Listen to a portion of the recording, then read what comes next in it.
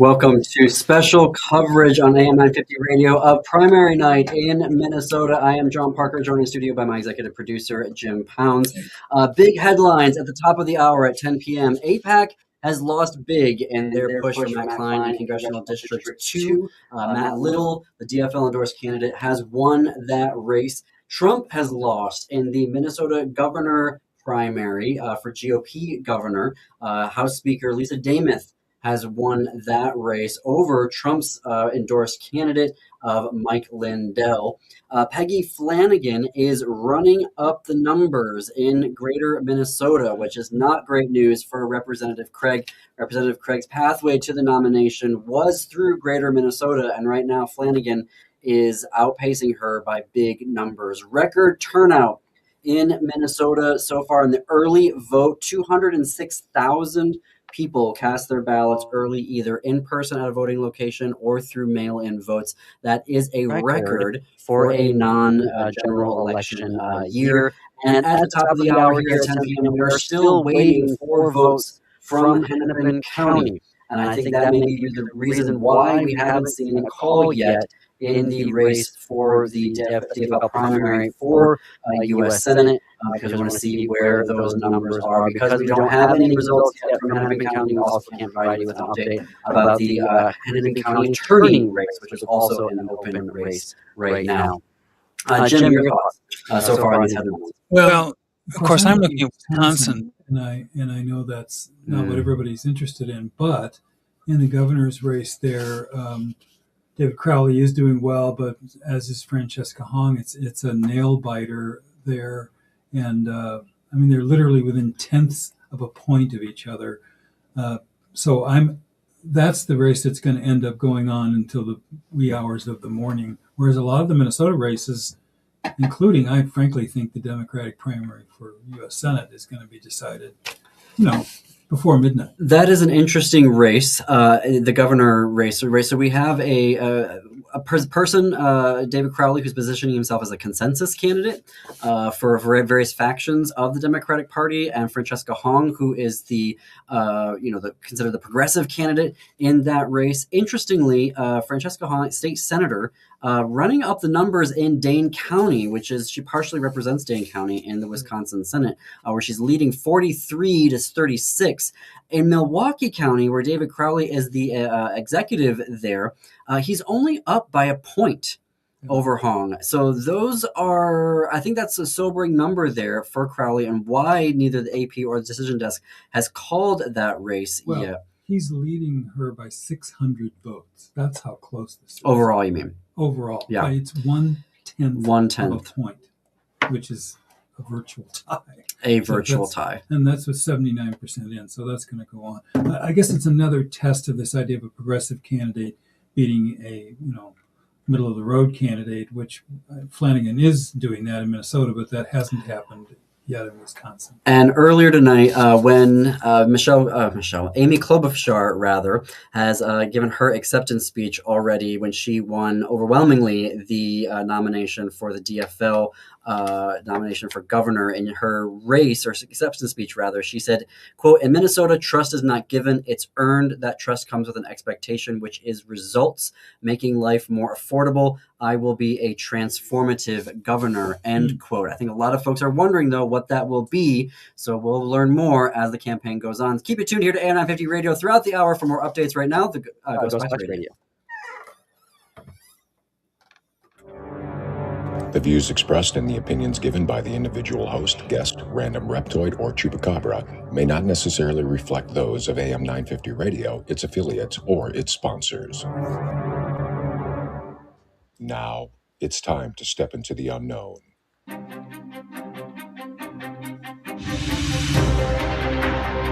There are things people experience but never talk about.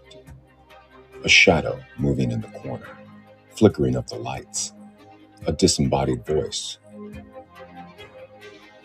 We invite you to talk with us. Share your story, share your experience, because this isn't just your story. This is our story. This is GhostBox Radio with Greg Bakun. And this is GhostBox Radio on AM 950, where every night we talk about the paranormal, ufology, Bigfoot, and so much more. My name is Greg Bakun. Thank you all very much for joining me tonight. Now, remember, AM 950 has you covered for primary election coverage tonight. That matters in Minnesota. John Parker and Jim Pounds will continue to update us with what's happening throughout the state. So continue watching GhostBox Radio, continue listening to GhostBox Radio, and John and Jim will be breaking in throughout the program, keeping you updated. And this is a great source of information, so please make sure you do so. Meanwhile, in Eden Prairie, Adam, are you holding down the fort? You've been doing all of the board op tonight for the election. How are things going? Things are going decent here at Eden Prairie. It's been a very busy evening. As you can probably hear in the background, we have people talking in a live studio. So, yeah, it's been a busy night. My goodness. I don't know what I mean, look at you, all grown up now and doing elections and stuff. He's gone. He's too busy doing stuff. That's his problem. Well, here we go. I'm excited about tonight. And we've talked about this on the program a number of times, and that is that I use Pendulum. I use Pendulum quite a bit. I use it for manifestation. I use it for being able to, it actually is a calming feel for me, especially when I have a lot of anxiety, that I'll use the Pendulum to be able to help me through some of the stuff that causes me anxiety or that I'm unsure of. And you might be like, what do you mean by pendulum? And that's what we're going to be talking about here tonight with my guest, Lana Gendlin. And Lana is a certified life coach, spiritual guide, and co-author of Pendulums and Intuition, Practical Advice for Trusting Your Inner Wisdom. Through her company, Heart-Centric Coaching and Divine Creations, Lana teaches the art of self-trust, helping people strengthen their intuition and connect with their inner knowledge. She also creates one-of-a-kind handcrafted pendulums, which I really want to talk about. I've seen these in person, and they are absolutely stunning. And we're also going to talk about her intuitive tools and teaches others how to use them for greater clarity and guidance. Lana, welcome to GhostBox Radio. Well, thank you so much, Greg. It's really great to be here on election night. And we also have a new moon tonight, too. So perfect timing. We do. And we didn't even have to elect it. It just shows up on its own, a new moon. So yeah. I don't even know what that means. Here's the thing. So today at the station, we're talking about all the election stuff. And I said to people, well, tonight I'm going to be talking about pendulums on GhostBox. And a couple of people are like, what, like the clock pendulum? Like it's kind of interesting because I've never really thought about a really strong way of describing what I mean by pendulum without showing them. What's a good way of describing what this is? Yeah. So a pendulum is actually, you can describe it as anything weighted on a string. It's a tool. It's a tool that you can use to access your subconscious mind, to extract information that's buried deep inside of you, that's innate inside of us, and raise it to your visual awareness. So you get a very clear, distinct movement. You ask yes and no questions, and then once you understand how the pendulum moves for you with your energy, you get that very clear answer. And it's really quick and it's easy and it's coming from inside of you. Okay. Coming from inside you, but it's also, belief is that spirit also, the spirit guide, or is a guide through me, through the pendulum itself? Yeah, it's a little bit of both. So okay. At a default, it's going to access what's buried in your subconscious, which is where your intuition resides. And we are all intuitive. We're human and we all have intuition. But then there's another element of it. It is working on an energetic level as well. So you are tapping into the universal field, right? And so that's where you can access support from your spirit team, from your angels, from your spirit guides, from ascended masters, whoever you want to invoke that you want to work with. So it's a little bit of both. It's a little bit of both. One of my least favorite things to ever hear someone say is that they always say, there's those that say, I am not intuitive. I am as intuitive as a piece of wood. That's something I always hear from, like, especially investigators, paranormal investigators.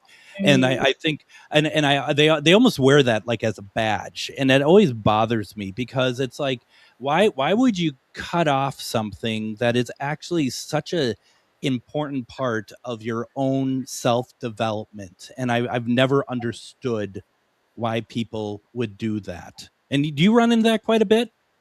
Not so much in the circles that I kind of run in, but that's like somebody saying, I'm not creative. And Right. I believe that, as again, we're souls having a human experience, and we are all creative and we are all intuitive by nature. That is something that is given to us as a human and a soul.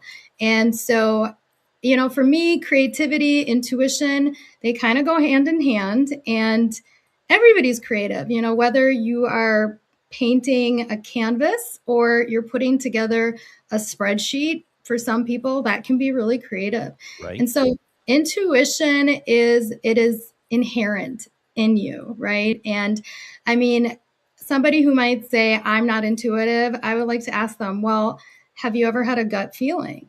Do you ever just kind of know? Yep. And most of us throughout our lifetime, we get a gut hit, an instinct. And when we don't listen to it, we always say, oh, I should have trusted my gut. I think those are things that are so ingrained in our culture that we don't even realize that there is actually a source where that comes from, that's tied into, that sort of energetic metaphysical side to it.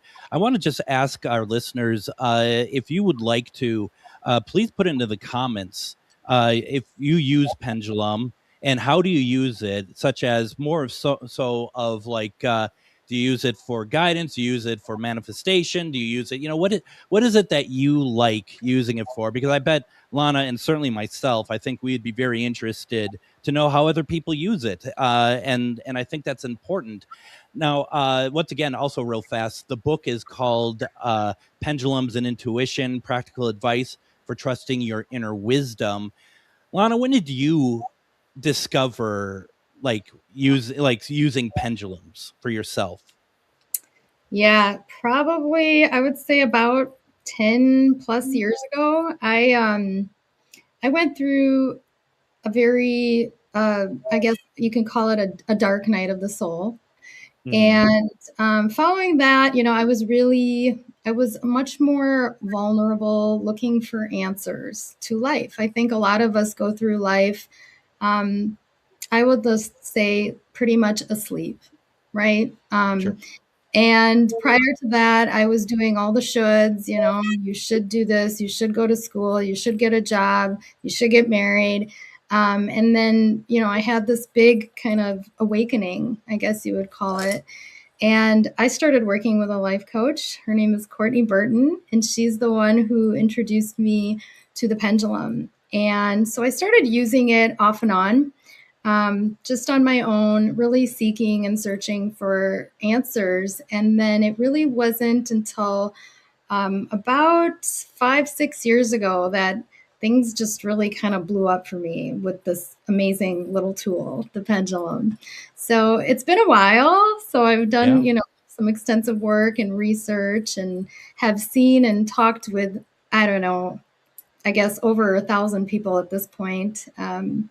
And help them really discover the art and the science of the pendulum, and just how to work with one.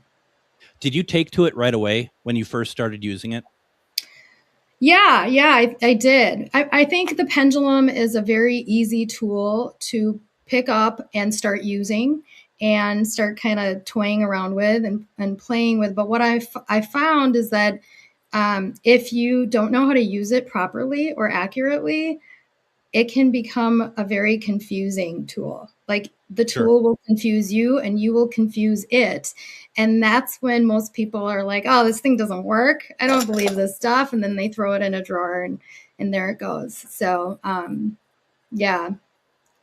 We have about 7 minutes before we go back to election coverage, and I want to take a moment and kind of walk through, if you're fine with it, walk through some pendulum stuff here. Yeah. Because I brought mine, and see if I could do this with a microphone in my way. Broadcast quality stuff here. Now, so what we always start with, right, is we first ask, show me your yes, please, right? Yeah, that's really great point. Before you even get started, I think it's really important to let people know that the pendulum is working with your energy. And so you want to stay as open and as grounded as possible, especially if you're doing some deep diving and asking some big questions, life questions. So it's important to kind of be in a good headspace. And there are good times to work with the pendulum, and there are not great times to work with the pendulum. But yes, you always want to start with calibrating the pendulum. You want to do a check-in and understand how does it work with your energy to show you a yes, and how does it show you a no. And there's actually 4 ways you can calibrate it: yes, no, maybe, and not now. So yeah, that's a good point. Yeah, that's a good. I forget about. I don't do maybe and not now. Actually, I forget about that. So. And one thing too is making sure that your hand is as still as possible, because the pendulum needs to be moving on its own. Yes, that is true for sure. You always want to hold the pendulum in your dominant hand. And if you have a hard surface that you can rest your elbow on, that really helps a lot, because Which I'm not right now. You're just, either am I, but we're doing this for, just to show people. But yeah, you want to just do a quick check-in, because once you learn your emotions for yes, no, maybe, and not now, they're not going to change no matter what pendulum you use. So when you first pick up a pendulum and start working with it, you do that quick check-in just to make sure that nothing's off. Because if it gives you something wonky and different than your normal yes and no, that might not be the right time to be working with it. Absolutely. And so, okay, so going to start, I always start to just make sure it's still. And can you show me yes, please? And you can see it's going. And my yes is always a counterclockwise. It has been for about 3 years now. Can you show me no, please? And then it goes forward and back towards me and away from me, towards me and away from me. Am I going to have a good show tonight? There we go. Now it's showing me a yes. First time ever. Yeah, first time ever when asking if I'm going to have a good show. So, and it's to your point, because I ask some pretty serious questions out of this, you do want to be open, because you don't want to be left astray by what the answer is, especially if you haven't done it correctly. It can make a big difference. So there's some fundamental basics as far as working with your pendulum. And one thing that you just mentioned that I think is such an important point is that your mind is very powerful. And if you're thinking, yes, I want this to be a yes, you can sway the pendulum. So that's why it's really important to be that open channel. Just really allow your intuition to have a voice, allow it to come through. And it's very important to stay detached from the outcome. Because once again, if you're, thinking, you have to just try to stay in the most neutral space that you can. Joanne's like, wow, Greg. Yeah, who knew I could do something? And then we also have Brian, who says, my family used to use them to guess the biological gender of a baby in utero. I have used it a number of times to find stuff in the house. Yes, that is a great way to use a pendulum. I've done this so many times.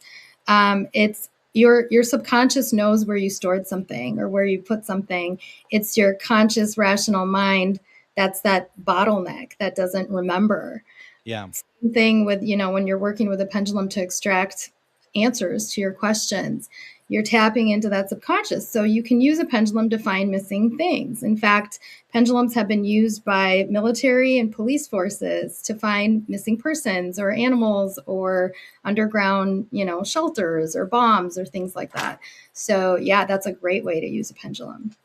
Absolutely. And I have found stuff that I haven't seen in like 5 years. It's absolutely incredible to be able to do that. Real fast here, because we have about 2 minutes before, or about 3 minutes before we go back to John and Jim. Dorothy says, how does it do maybe or not now? And maybe we get that in the second segment, because that's a good question. What does that look like? I had mine for about 12 years. I had a couple that won't do anything. Friends ask me for answers. It's interesting about what does that look like, right? Because that depends on the person, right?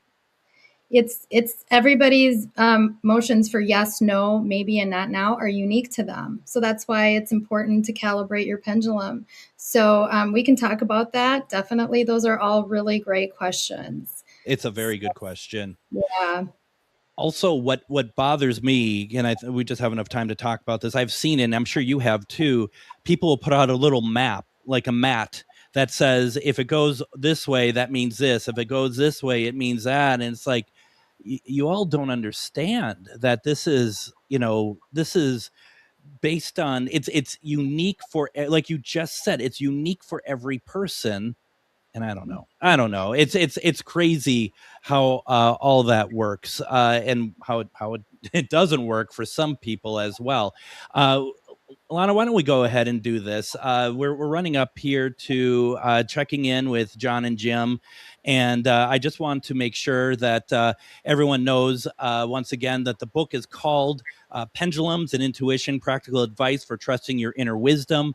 When we come back from the election break, we're going to also talk a little bit about how you can get life coaching from Lana as well, and other things that she has going on as well.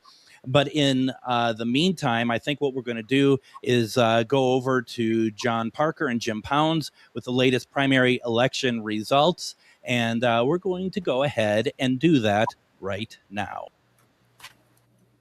Thank you, Greg. This is special live coverage of Minnesota Primary Day, Election Day, and all eyes now at the headline, I think at this time at 10:21, all eyes turn to Hennepin County.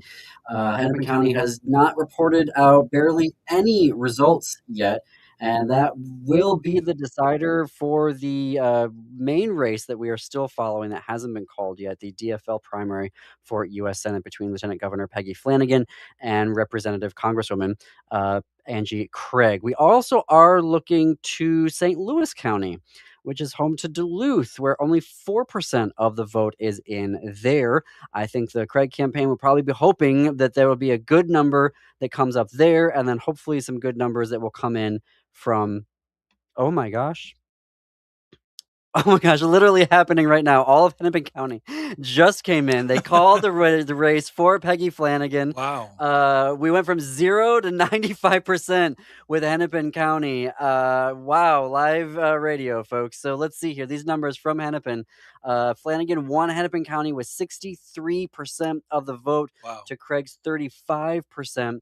They have now called the race for Lieutenant Governor Peggy Flanagan will be the nominee, the DFL nominee for U.S. Senate to face Michelle Tafoya, the Trump-backed candidate for the MAGA side of the aisle.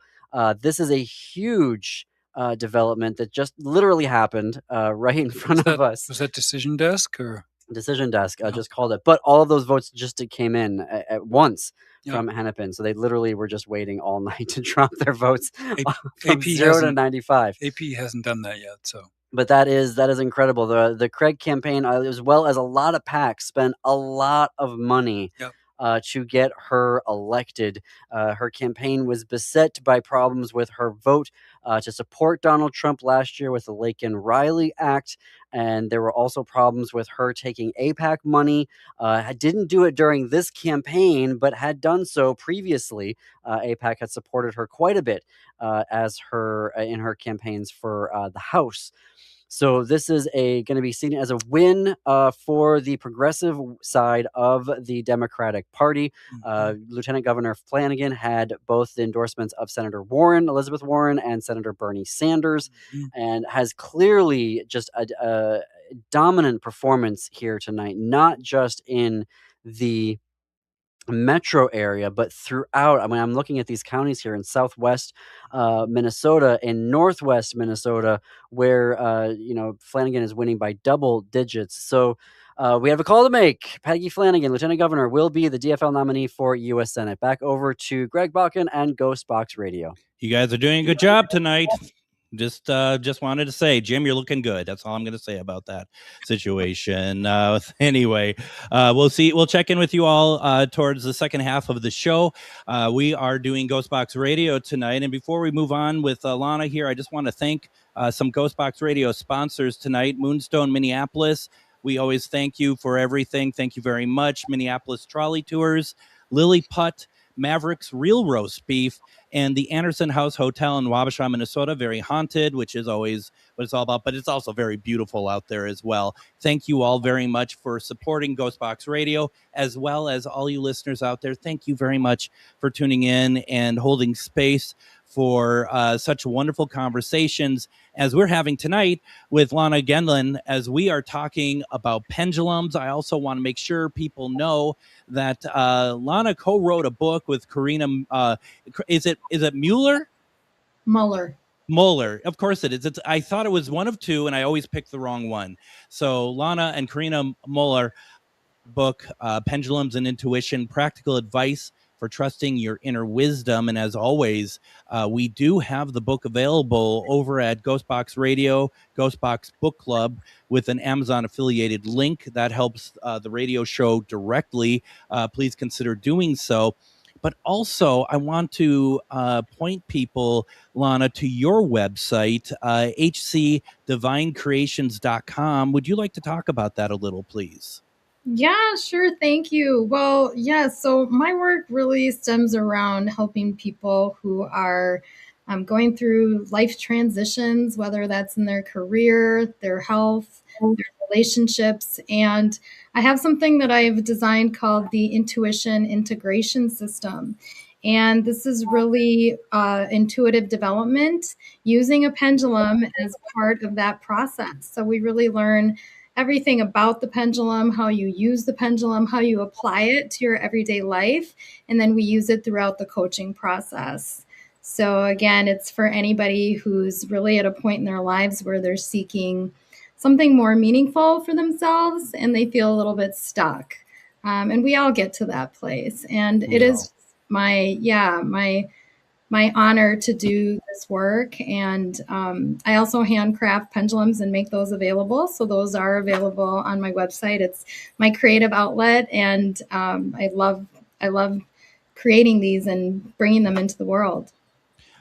When you create these, I was thinking about this. Are you guided by spirit when you create these? Very much so. I would say that people ask me about my creative process all the time. And it's very intuitive. I practice what I preach. So they all come together very differently. They're all custom and they're all one of a kind. So no two are alike. And I believe that every pendulum is meant for somebody. And it's really fun and interesting to see how people find their pendulums. I mean, I've got stories upon stories that are just, I don't know, they'll knock your socks off. And that's interesting because, and that's maybe your intuitiveness is working here, because Bruce just put in a comment. He says, does the pendulum instantly connect with any user, or can it be unconnectable with one person but tied exclusively to another? That's a really good question. So typically the way that it works is the pendulum actually chooses you. A lot of times you don't even know why you're drawn to this pendulum, but you are. And then it's a very personal tool. People ask me all the time, can I share my pendulum? And my answer is no, because again, you're going to confuse the tool. It's attached to you and to your subconscious. And it's okay if you want to let somebody try it or practice with it, but then you definitely want to cleanse it and charge it, because once again, it has your energy infused into it. So it may or may not work for somebody else. When you charge it, are you putting it out like during a full moon or something? Yeah, that's a great way to charge it. So for all of you pendulum users out there, we have a new moon tonight and a solar eclipse. So it's a very potent time, and it's a really great time to use moonlight to charge up your crystals and your pendulum. And selenite is also a great way to cleanse and charge your pendulum. There are, several other ways that I would recommend. You can smoke cleanse with some kind of ethically sourced bundle, sage or Palo Santo. But yes, moonlight is a great way to do that. That's really cool. And I have a big chunk of selenite, and I've never actually put my pendulum to it to try it. So I should do that. I really should do that. It's pretty incredible. What about gifting a pendulum? And I dated somebody a while back who is a psychic medium, and she had this most beautiful pendulum, absolutely gorgeous, and it was this beautiful white crystal, and it looked like something that you would have made. Because I'm aware of your pendulums, and they're very beautiful. And she's like, she just out of whim, she's like, I want you to have this. And it almost like as soon as she said it, you could see the regret in her face, quite frankly. And I took it and I held it, and I'm just like, no. Yeah, no. This belongs to you. Yeah. Again, it's so much of working with a pendulum is about your connection with it. And it's really your connection to yourself. I mean, when you're using a pendulum, you are having a very honest conversation with your own soul. So again, it's going to be very connected to you. So as far as the question that your listener had about, can you unbind a pendulum? Sure, you can. It just takes a little bit of work, a little bit of clearing. But when that energy, you have that bond and that connection, I don't know why somebody would want to, quite frankly. Exactly. Yeah. Exactly. Yeah. I wouldn't. That was going to be my next question. Is like, why would you want to?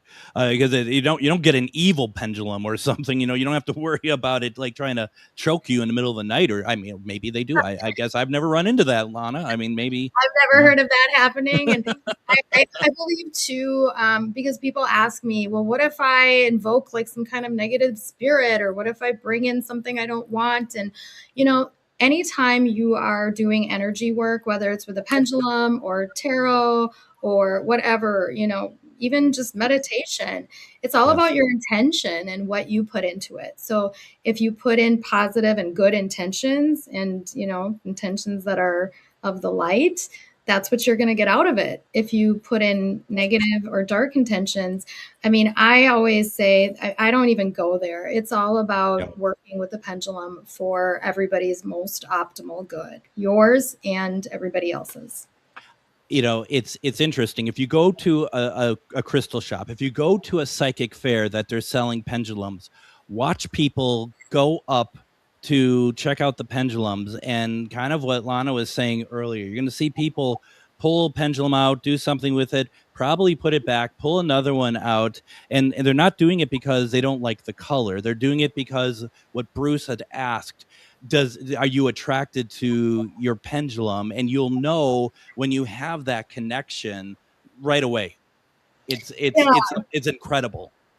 It is. It really is. It's really fun to see. And I see this happen all the time where someone's like, I don't like gold. I'm not a gold person, and I don't like green, but I love this pendulum. I don't know why I have to have it. But I will tell you, Greg, that's not always the case. I would say, maybe 75% of the time, it usually happens that way, but not always. Some people just really need to, try different pendulums and really feel the energy of the crystals, or, actually have this really fun method that I do where if somebody's having a hard time finding their pendulum, we let their intuition guide them to the right one. Oh, yeah. Absolutely. Makes a lot of sense.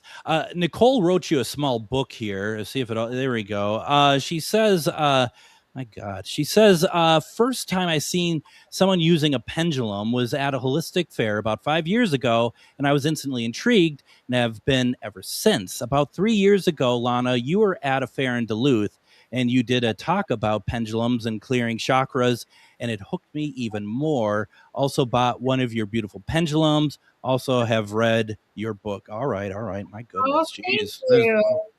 That's amazing. Thank you so much for that comment. I'm glad that it resonated. And what's most important for me is that, the pendulum is a beautiful tool and I love it. I think it's the most underrated tool out there to kind of tap into yourself because it's small and it's portable and it's fun and it's beautiful.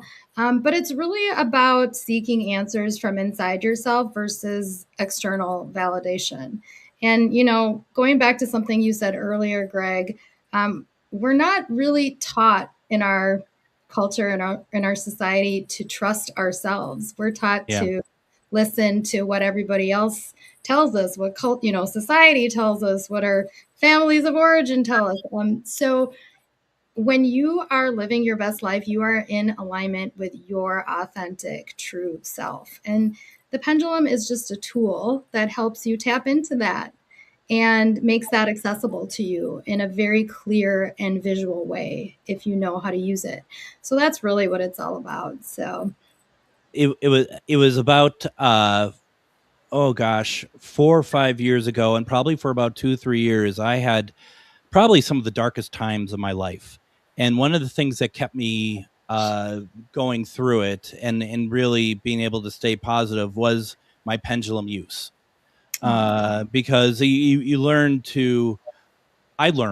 to trust what was happening. I learned to be able to know how to ask for what I needed, how to, you learn, and it's always been there. And then you start realizing that the outcomes that through what we're talking about and what I'm getting from it is actually coming true. And you start to kind of build that sort of partnership really between that. And it's incredible. And I just want to say, I'm joking about Nicole's comments there, but Nicole is really good also at dowsing rods, which is something I am not good at all. Do you use dowsing rods at all? I don't use dowsing rods, but pendulums were born out of the art of dowsing. Yes. This is an idea. And dowsing it's still used today very widely. And, for those people who are not familiar, dowsing is using this tool, these two sticks, these rods, to look for underground resources, mainly water, minerals, things like that. So it's a age-old ancient practice, just like pendulums. Pendulums have been around for thousands of years. So I don't use dowsing rods personally. Would you agree that dowsing rods are basically the dark arts? No, I'm just kidding. I just want. I prefer pendulums. Yeah, I do too. They're much better for me personally. Yeah, but I see. Go ahead.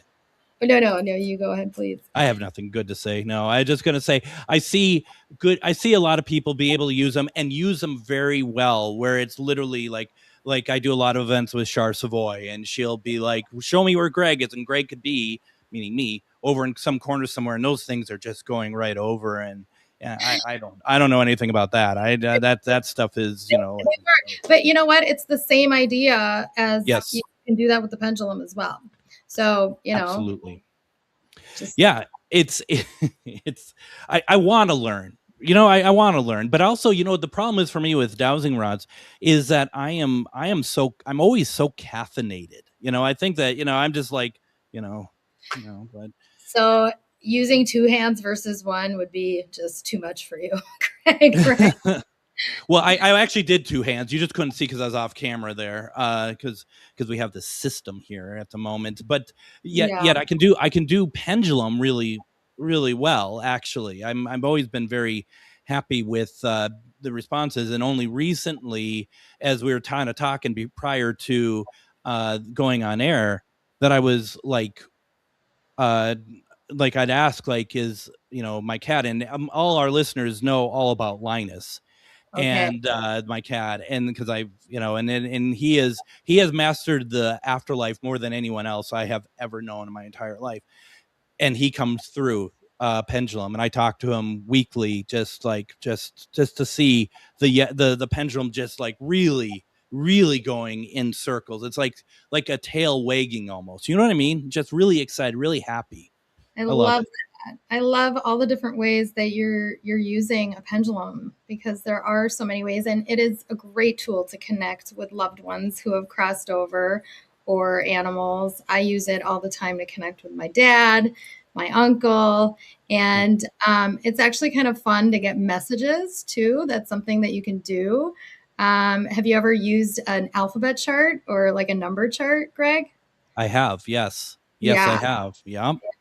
So that's, I mean, there's just, again, there are endless ways to use the pendulum.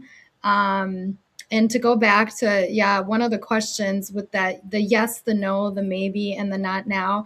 And then in relation to the board that you were talking about as well, I just think the board is fine, but you don't need it, because once you learn what your yes, your no, and your maybe and not now is, then you just don't need the board. The pendulum will show you. So if you Absolutely. want to use it for fun, that's great. And then something else you said, it's really, intuition is like a muscle. And the more you use it and the more you listen to it and the more you see the results, the stronger it gets. It really does. Absolutely. So the pendulum is just this great tool to help you build your own self-trust in yourself. Absolutely. Yeah. Absolutely. And one of the things that I heard someone say, I was on a trip to Deadwood and somebody had a pendulum and you couldn't tell them how to do anything, right? Just whatever. And they were kind of like using it. And I'm like, what are you doing? Because it's clearly something's not right there. And they're like, I'm trying to tell spirit what yes is. I'm like, that's not how it works. Yeah. And she goes, yes, it is. I'm like, oh, go, whatever. There's some people, right? But Whatever. purpose, because really, again, if you're what you're trying to do with the pendulum is truly bypass your rational mind, which is your conscious egoic mind. And your ego, I mean, everybody has one, and it can be there to protect you too, right? Like, but we're not running from tigers anymore, right? And so we do want to bypass that egoic mind and go to our subconscious, because our subconscious knows everything. Our subconscious, we store about 95% of everything that we learn, everything that we're watching on TV, everything we're listening to, all of our feelings, all of our emotions. It gets buried in this repository that is our subconscious. And so when you're using a pendulum, you are bypassing that rational mind that tries to, second guess and, keeps you doubting yourself or keeps you stuck. So when you're telling the pendulum what to do, it defeats the purpose. You want your intuition to come through. Now, speaking of the rational mind, we are going to now join Jim and John as we get the latest from the primary elections. John and Jim. Thank you, Greg. All right, so we're continuing our special election coverage here at AM 950 of Minnesota's primary day, and the big headline that I would say right now at 10:41 p.m. is that progressives have won big in Minnesota tonight. Lieutenant Governor Flanagan has prevailed in her race for the DFL nomination for U.S. Senate. Matt Little has won in his race for Congressional District 2. Definitely a progressive to the left of the current representative, Angie Craig, who gave up the seat to run for Senate. Also, with Hennepin County, we see that Cedric Frazier has come in first in the race for Hennepin County Attorney. This is a nonpartisan primary, so number 2, Anders Folk, came in. They will face each other this fall, but Cedric Frazier is considered the progressive candidate in that race. He has won with a not unsubstantial margin. A couple of other races, though, that have been flying under the radar that I wanted to point out here, and to our friends at Bolts Magazine, keeping us tuned into what's happening here. Minnesota's 5th Senate District. So according to Bolts Magazine, State Representative Mike Weiner co-founded a Minnesota version of the far-right Freedom Caucus late last year, filed articles of impeachment against Minnesota Governor Tim Walz. He's trying to get over to the state Senate, and he is challenging incumbent Paul Utke, and he's showing off his strength with the GOP base by securing the party's endorsement at the convention in March. However, when we're looking at the race here right now, about 50% of the vote is in. Let me refresh this. 54% of the race is in, and Paul Utka, rather, the incumbent, is leading by about a point. So we're going to start to watch this. We're going to keep watching this one, rather, tonight to see how far right MAGA is willing to go here. And then another election that we were paying attention to, thanks to our friends at Bolts Magazine, is Minnesota's 62nd Senate District, which is currently represented by State Senator Omar Fateh. Senator Fateh ran for the Minneapolis mayor last October. He lost. He was being challenged by two candidates, one of whom challenged him in the mayoral race last October. However, Senator Fateh has won his district tonight, the nomination, handily with 100% of the vote, and he won with 78% of it. We are going to go back to GhostBox Radio now. We will be back at the top of the hour to review all of the races from Minnesota and also check in to the very close race happening in Wisconsin for governor. We're going to check in with Jim on that one. But for right now, we're headed back to our friends at GhostBox Radio. Thank you very much, John. Right before you go, I just want to say tomorrow on GhostBox Radio, we have Lana Masad on tomorrow to talk about her book Beings. So, oh my God. So you're going to love that conversation. Yeah. And I was telling Jim earlier today that she sent me a copy of Beings, and it's a much better copy than what you have because it's a nice hard copy where yours is just a flimsy paperback. So I just wanted to make sure you understood that. Mine was an advanced reader copy. So a lot of words were spelt wrong. Okay, I get it. So we'll see you both at the top of the hour. Okay. Top of the hour. Thanks, Greg. Thank you. All right, and welcome back to GhostBox Radio. Just before we get back to Lana, I just want to remind you and thank our sponsors for GhostBox Radio: Moonstone Minneapolis, Minneapolis Trolley Tours, Lily Putt, Mavericks Real Roast Beef, and the Anderson House in Wabasha, Minnesota. Thank you all so very much for your support, and thank you to all of our listeners, especially those who are commenting today. There's people, Lana, that are commenting every night on the show, and it's like this show wouldn't be anywhere near as good without great guests like you and great people who are giving such great questions in the comment section. It's truly amazing. I love it. Well, it takes a great host, Greg. So right back at you. Whatever, right? There's a lot of truth to that. Let's be honest. But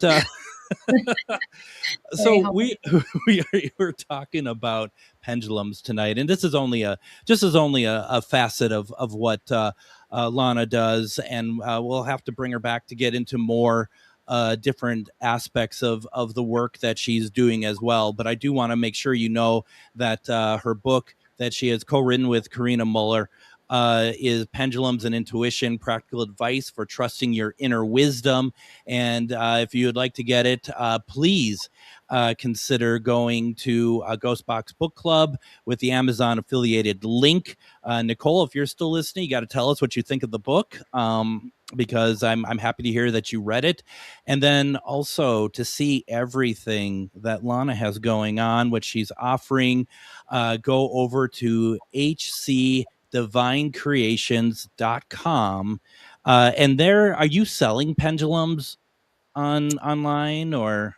Yeah. Everything, all my inventory that I have is pretty much on the website as well. I also make something called a pendulette, which is a bracelet that converts to a pendulum, and a pendulace, which is a necklace that converts to a pendulum.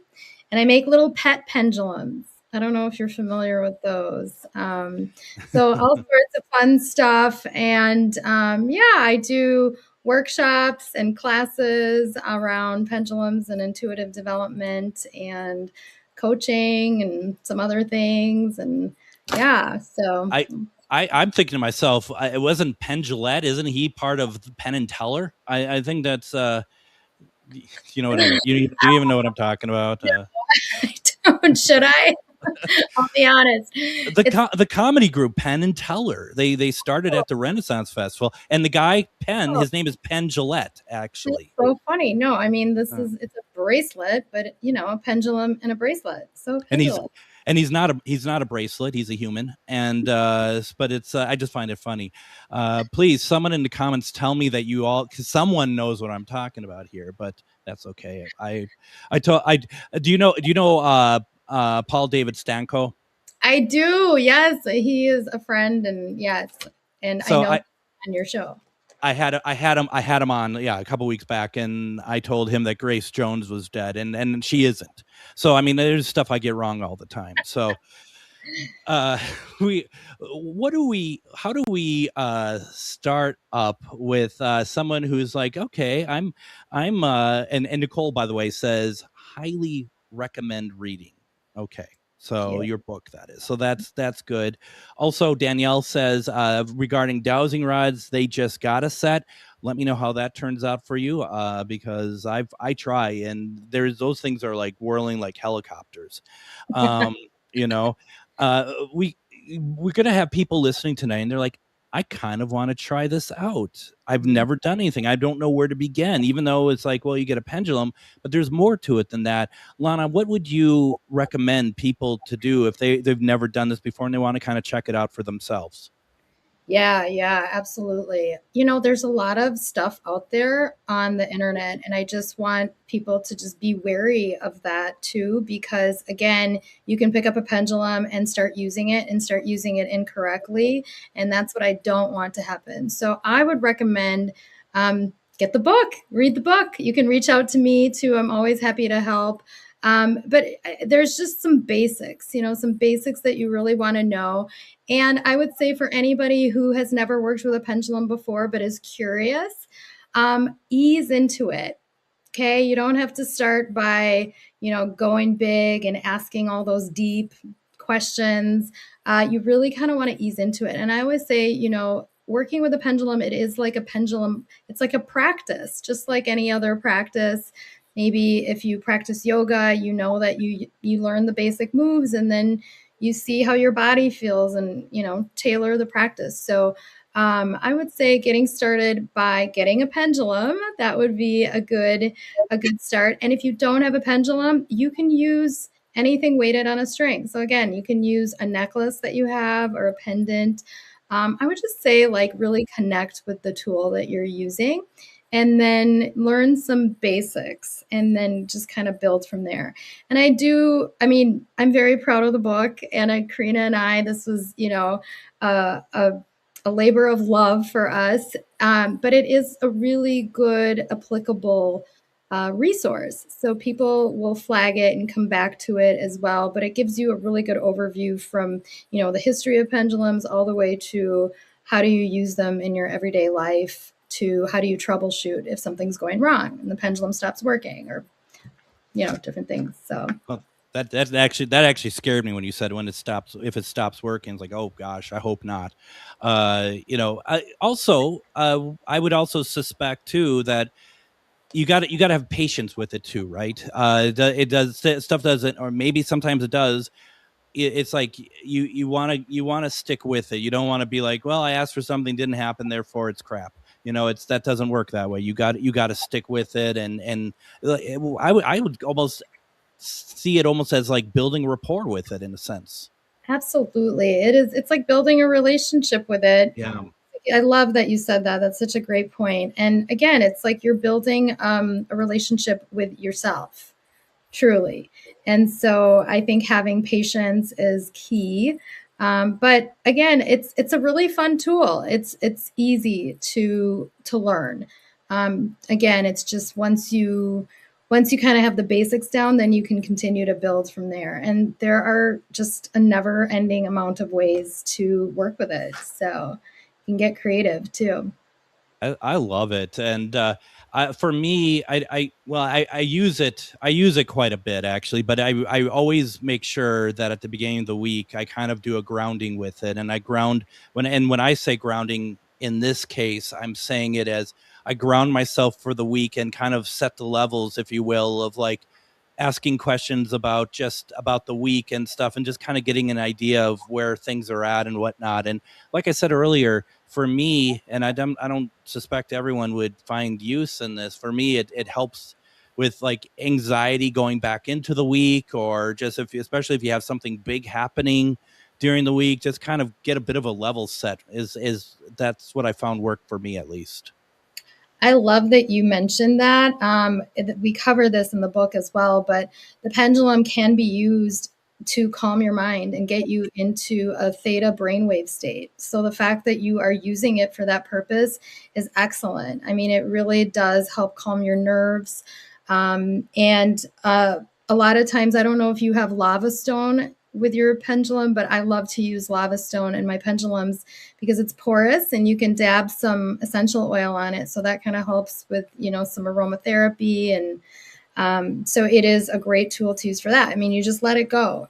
And then using it to prioritize and get your week organized is also just, I do that all the time as well. Like sometimes you just get overwhelmed and you're like, okay, I don't know what to tackle first, second, third, or fourth. Use a pendulum and let your intuition guide you and watch how your day flows. It really makes a difference. Yeah. Do you just have sometimes maybe a pendulum near you and you're just picking up, you don't even have anything, but you just let it spin, you're just holding it and you just let it spin? I do that during meetings. Sure. Yeah. It's also a great way to use a pendulum. And for any of our Reiki practitioners out there or people who love to receive Reiki, it's a great way to clear energy too. So just let it go, let it do its thing. And, trust that it's working for your benefit, again, in tandem with I call them my optimal spiritual team, my OST. Right? They're always there to support you and to guide you. So it's just a matter of trusting and tapping in. That's so great. We have about 4 minutes left. Because there's always one pendulum, like I showed. That's my main one. There's one that I used to have at work, and I don't know what happened to it. I think I was moving it around with me, and it's disappeared, and that really bums me out because of who actually gifted it to me. But is there like a primary one that you like to use? It's funny. I do have one that I find, I call it kind of, I went to Stonehenge and I sourced some nice blue stone. Yes. And I had this download and I thought, oh my gosh, I need to create a line of Stonehenge pendulums because Preseli bluestone is very rare. You can only find it like in some area of Wales. And the whole story of how it got to Stonehenge is, we don't have time for that. But anyway, I use that as kind of my more ceremonial pendulum when I'm doing some deeper work. And then I have pendulums all over the place. I mean, I never leave home without one. And I have one, where I have coffee in the morning if I want to clear my energy for the morning or just, have some questions. I have one on my nightstand. I have one on my, desk at work. You can never have too many pendulums. I love that you are a pendulum collector as well. How many pendulums do you have, Greg? I think I have about six or seven of them. Yeah. And some are kind of unique. People have sent me pendulums before. I love them. And as we're wrapping up here, because we have about less than 2 minutes left, I really want to kind of get the point across for people who are listening, especially if you're listening to the election coverage and stuff, and you're like, oh, this is stuff I'm not used to at all. Believe me, give it a shot. It works. And it's cleansing and it's calming. And I don't think I'd be the person I am right now if I didn't use it as often as I do. And I'm not even using it to its full abilities as well. I love that. I am with you 1,000%. Just like you, it really did transform and change my life. It was when I finally kind of surrendered and decided to trust the guidance that I was getting with the pendulum that things really started to shift and open up for me. So it's available to everybody. I mean, anybody can do this. So it's just a matter of giving it a shot. And start getting your guidance. Go to hcdivinecreations.com. As we are wrapping up here, are you going to be anywhere that people could come out and see you at anytime soon? Well, actually, on Saturday, I'm going to be at Echo Bodine's in Richfield. Or Palooza. Okay, yeah. So I'll be there on Saturday. So if anybody wants to come on down to, to Richfield and see me there, happy to chat and would look forward to meeting everybody. Yeah, you got to come on down there and check it out, and get the book. Go to hcdivinecreations.com. This is really important stuff, and I don't think once you start it, I think people will actually kind of get the feeling, get the vibe, almost like right away, because it just feels good. That's all I'm gonna say. It just feels good. I'm so happy that I've done this, and I've been doing this for so many years now. I love it. I couldn't agree with you more, Greg. I mean, it really does feel good, and it's inner guidance, right? Like, who doesn't want to tap into themselves? Nobody knows what's right for you more than you. So absolutely, yeah. Lana, we gotta go here, but thank you so very much for this. Was great, and I hope you'll come back and we can talk about other things. Yeah, we can dive a little bit deeper, and thank you so much for having me, Greg. And anybody reach out, I'm happy to answer questions. So thank you. That is awesome. Thank you all very much. Tomorrow I'm going to be back with author Alana Masad. We're going to be talking about her book Beings, which just so happens have stuff to do about UFOs and aliens. It's fiction and it's awesome. Right now we're going to head back over to John and Jim. They're going to take us through the rest of the hour as we say goodbye to GhostBox Radio. Thank you, John. Jim, take it away. Thank you, Greg. Congratulations. That was a fantastic show, Lana. That was really enjoyed listening to you. All right, folks, it is 11 p.m. here in Minnesota. You are listening to AM 950 Radio's special broadcast coverage of the election today. And now we know what the ballot is going to be this November. For governor, Minnesotans will choose between DFLer Amy Klobuchar and Lisa Demuth. For the Senate, the voters will choose between DFLer Peggy Flanagan and MAGA Michelle Tafoya. In Congressional District 2, Matt Little, progressive candidate, will face off against Eric Pratt. I'm going way faster than for the graphics guy. Whoever's doing that. Thank you, Adam, for trying to keep up with me. For Minnesota Attorney General, Keith Ellison will face off against Ronald J. Schultz. For state auditor, Zach Filipovich, a Democrat, will face Scott Jensen, MAGA, who previously ran for governor and is now trying his hand at running for state auditor. Secretary of State Steve Simon will defend his seat against Tad Jude, a Republican. And in Congressional District 5, Ilhan Omar, who handily won her nomination tonight, will face off against Republican John Nagel. And Jim, you've been monitoring what's been happening in Wisconsin all night long. That governor's race is down to the wire. What's happening there? Well, it's about a half-point lead with 87% of the votes in. And it looks like Crowley leads by, let's call it 3,300 votes. So that his lead does seem to be growing a little bit, not leaps and bounds. I mean, when you're within a half a percentage point, that seems like a recount territory to me. I don't know if it literally is, but that's certainly close.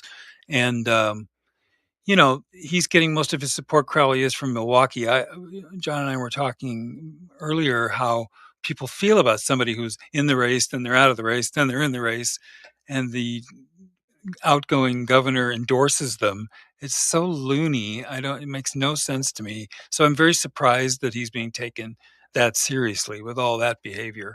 And that frankly, Evers would endorse him is kind of mind-numbing to me. But anyway, Francesca's doing well, just not quite well enough, and we'll see where those last 13% of the votes are going to come from. It's going to be very close. Another race that we were watching, we actually hosted two of the candidates on the Gailey Show in the U.S. House 7 district for Wisconsin. We hosted Ginger Murray and Chris Armstrong.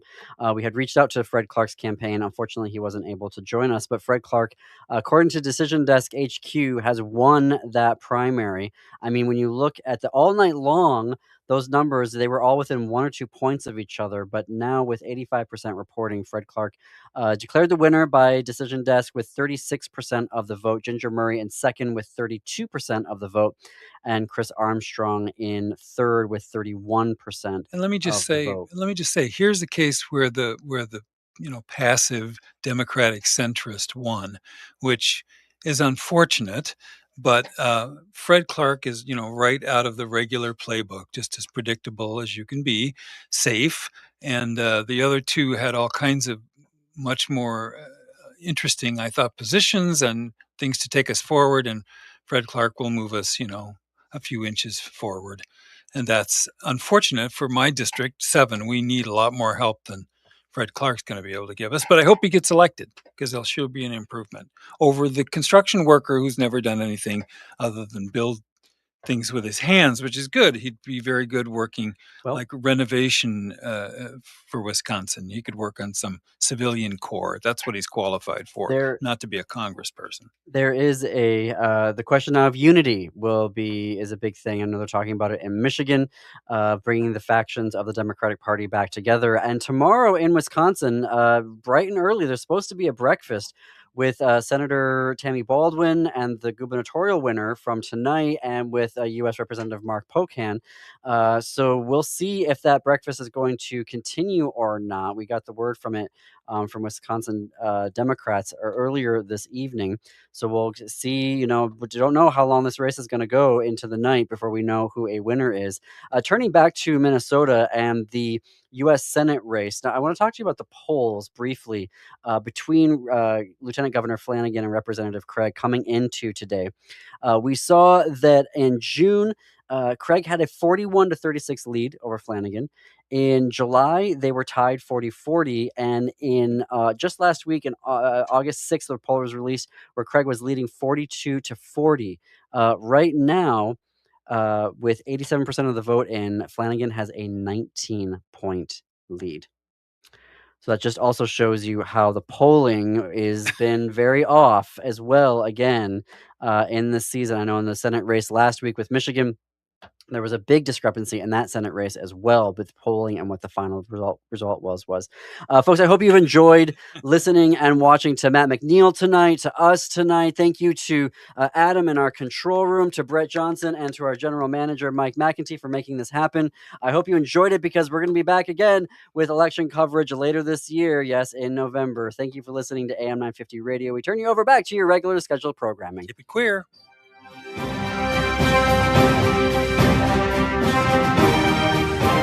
Hey, Minnesota, it's your favorite sexy liberal. Join me and my fellow cohorts in liberal justice weekdays from 8 to 11 on AM 950.